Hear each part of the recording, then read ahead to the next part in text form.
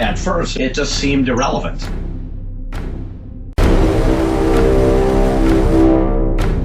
We took the conversations we would have just while we were sitting around trying to make the magazine, and that's what we recorded. There was no way to know that what we were doing was of any lasting importance.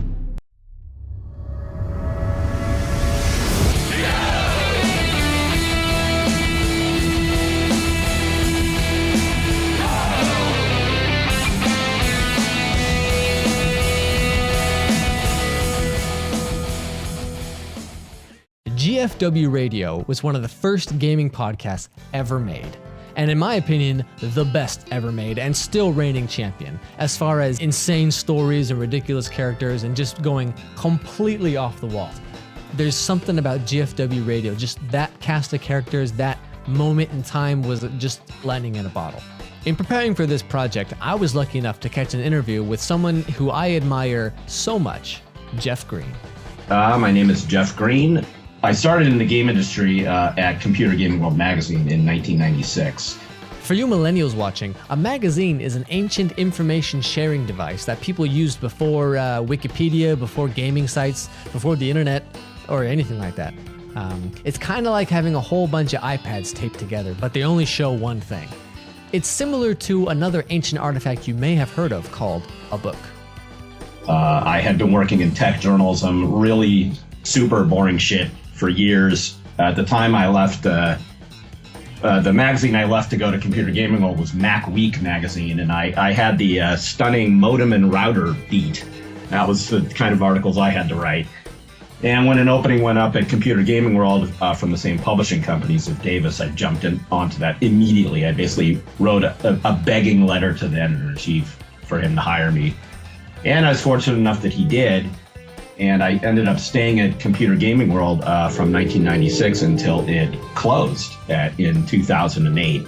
And for the last 8 years of that run, 2000 to 2008, I was the editor-in-chief.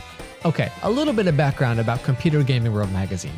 It started in 1981 when a man named Robert Seep left the Baptist ministry to form his own computer gaming magazine, as one is inclined to do. And he ran it until 1993 when he sold it to Ziff Davis. Interesting tidbit, Computer Gaming World magazine was the only magazine to survive the 1983 video game crash. By 1985, it was the only one left. Now, in 1991, Jeff Green joined Ziff Davis Press, where he worked on really boring magazines, as he just explained. In 1996, he finally worked his way into Computer Gaming World magazine. Let's jump ahead a little bit to the year 2004. Apple has just made its comeback into the consumer market with the original iPod shoebox. Sony and other companies were making their own portable media players. So by mid to late 2005, it was very popular. Everyone had one. And so everything and everyone was starting to make a podcast. Now, of course, podcasting as we know it today can be traced back to around the year 2000. Of course, we could go further back and we could discuss the invention of radio, but let's skip all that. One of the first things that I noticed personally, it was I think a lot of credit actually goes to Jane Pinkard and Ryan O'Donnell, who started making the One Up Show, which was video. That's one of the first things I remember is we were all working. All the magazines at Ziff Davis shared the same floor space, so it was EGM, official PlayStation magazine, Computer Gaming World. We were all on the same floor, and these guys started walking around with a video camera. And they were starting to record us. I definitely distinctly remember being in my office and seeing these guys walking by and talking and thinking, what the fuck are you doing? Like, we're trying to work here. And so I was actually annoyed. Like, I didn't get it at all, what was happening here. And then the One Up Show went up. And again, I'm not saying One Up Show was the very first one. No doubt it was not. I know it wasn't. But that was where it invaded my consciousness, was that there was a new flow of information and communication was starting to happen, that these guys were experimenting. And the One Up Show kind of instantly caught on at Ziff Davis. It was like getting talked about. And I don't know when somebody at Ziff Davis said, like, we need to do audio only podcasts, like, why should we do it? But definitely what I remember was that it was a mandate from above. John Davidson was running the editorial group. There were other folks at that level. And it kind of became, and it actually wasn't just the gaming magazines, it was kind of all Ziff Davis magazines. They wanted us to go in that direction.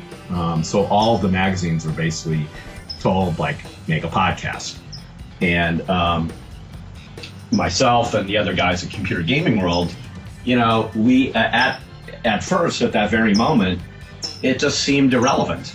Frankly, it just was like we had a magazine to put out every month, and we wanted to work on magazines. We were all writers. Like, none of us went into broadcast or whatever when we were younger, and so it seemed like that was our job, and this was a distraction. And if you make us go and sit in a recording booth and talk about who knows what, while you're taking away from our real jobs. Never mind the fact that half the time we were just playing games anyway, so it's not like we were really losing a whole lot of work time. We were probably just losing like Team Fortress 2 time. Oh, I remember when we did our first one, we were just kind of like, well, we got to do it, I guess. Well, it was one of those things that was like imposed upon us. Right. Like, now your duties also include this.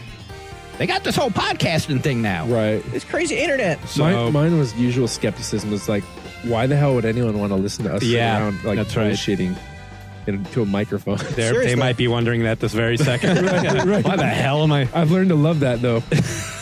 Nowadays, of course, podcasting is such an important and inseparable part of many websites and companies' marketing, business, and content delivery strategies that they have special podcasting rooms with $20,000 worth of equipment and soundproofing and all these things. But back in 2005, 2006, that was not the case. It was not nearly as well produced or properly done as what you hear today. It was as makeshift as you could possibly imagine. It was, basically akin to like going into a garage and turning something on. I mean, we just found when we started GFW Radio, or CGW Radio at the time, and all the other magazines, we basically just found one floor below where all the magazines worked, there were like empty office spaces, and there was like an empty conference room where people just had put like old broken chairs and equipment. It was basically like a room of discard, and we just decided, okay, well, it'll be quiet in here because there's no other offices around.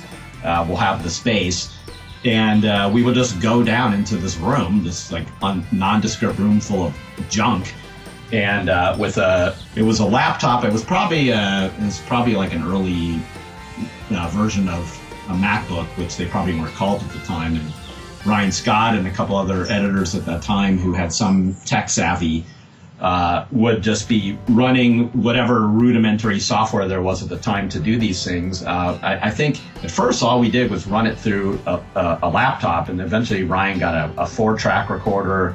I mean, it was all makeshift, especially in the early days. And as the weeks and months and years went on, of course, we would upgrade. We started buying better microphones. I mean, I think when we first did it, we were probably all gathered around one mic. It was that kind of thing. Eventually, we learned we needed to soundproof the walls. Everything happened step by step, and it was a learning process. None of us had come from an audio field. So basically it was like the guys who had the tech savvy figured it out as we went along. When Ziff Davis management told all the magazines they needed to start making a podcast, most people were a little reluctant because it was a new frontier, it was a new idea. They didn't really know much about it. But once the podcasts were produced and put on the internet, the response was almost immediate. One of yours started, and there was just like good momentum happening once it became clear that it was something that people were responding to. And so, and even those of us who were sort of grumpy about it could obviously see the response. We could see online that people were starting to comment and take notice and discuss it. So it wasn't like we didn't get it after there was some buzz, but we still didn't feel like we were the ones who necessarily should be doing it, and we still did feel like, well, this isn't really our job. So with CGW, we would go down there usually on Fridays at the end of the week. I think that's how it worked. And then we would put it up on Tuesday. And, it was on another floor where the recording room was. And I just remember us being in the elevator kind of going down, like all kind of like, ugh.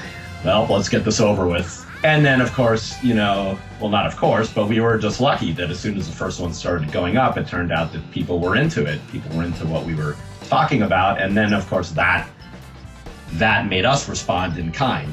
Once we realized that people liked what we were doing, then we liked doing it. So after a while, it became, it didn't even take that long. It quickly went from something that we were kind of forced into to something that we looked forward to.